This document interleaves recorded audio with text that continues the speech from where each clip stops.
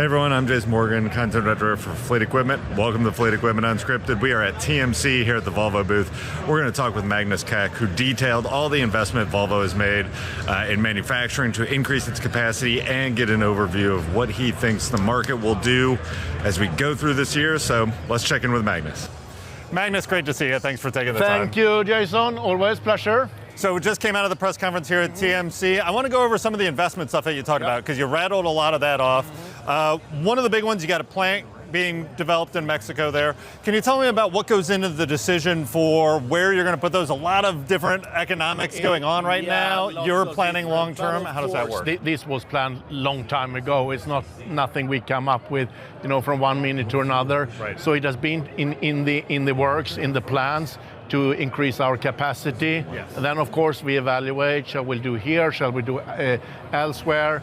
But also knowing Mexico is good from a supply chain perspective. Right. So that was a quite easy choice then. And in the Monterey Valley, where we will be, you have lots of suppliers nearby, and logistics is good. So and as I said in the press conference, 700 million investment, right. We are in the midst of it, and we will start low volume production already during this summer, so it's pretty cool. Oh, that is cool, and that's really quick. Okay, and you also had 400 million into New River, and we've been there. Four in New River, and you've been to the new plant, and it's exciting, but we have significant plans here to grow, and so we have evaluated, of course, all the different options. But our home will always be here, and NRV and Hagerstown and where we have manufacturing. So it's for additional extra capacity that we need to do. Yeah. Right. You mentioned that a couple. Like, how much capacity are you looking to add, and where are you seeing opportunities in the market for Volvo that you want to go attack with that I think overall, I think we have ambitions to increase our share significantly. Of course, we are very, I would say, heavy now in the long haul business with 17-18% overall North American share. Pretty good in this business, the regional haul, and this one, the VNR here, started production just some weeks ago. We're I'm really excited about that. So I think we have more possibilities also in the day cab business. And then, as I teased a little bit, we will have the third product on this new platform. So I'm pretty confident we have now the products. We will have the capacity. We have the dealer network. And that's another big one, over $1 billion the last 10 years, private capital.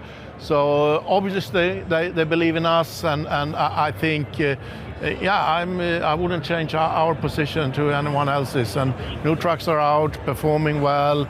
This little guy will come out in customer sense here within short, so yeah. Yeah, very cool. Well, then the next thing you just need market demand, right? We know there was a soft market last year, the freight recession. We've seen a bit of light at the end of that tunnel. We what have are you seen looking a little light, but I also be a little cautious. Yes, we see some light, but I would say we see the last couple of months, the industry orders has been, out of this world, and February orders was the strongest February ever, and the largest single month since I think 96. Right. So that is not really the reality that's out there. We know some of the mechanism behind, but we also did, 2 days later we saw the retail, which was pretty low. Yeah. So I will say we are not there yet. I would say we're not out of the woods. We see a little bit of light, but I think the margins are still slim for the carriers. Spot rates are coming up a little bit, which is very good. I think now we are in a good balance between capacity and demand.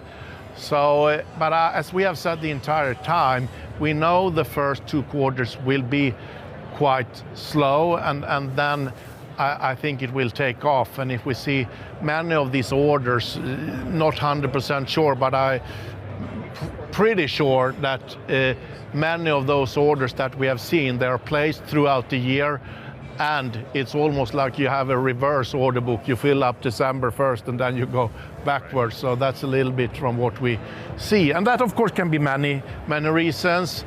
Is the pre-buy? Yeah, I think we probably see some pre-buy effect. I don't think to an extreme yet. I think it will come more and more as the year goes by. So I think it's different reasons why we see this. Yeah, very good. Well, Magnus, you teased the GHG 27 engine here coming up at ACT Expo later in the year. You teased a new truck. Yeah. I know we're going to get behind the wheel of the VNR here not too pretty soon. Yeah, very shortly. So I appreciate you taking the time. Thank you, Jason. So good to have you here as well. Very good. Thank you.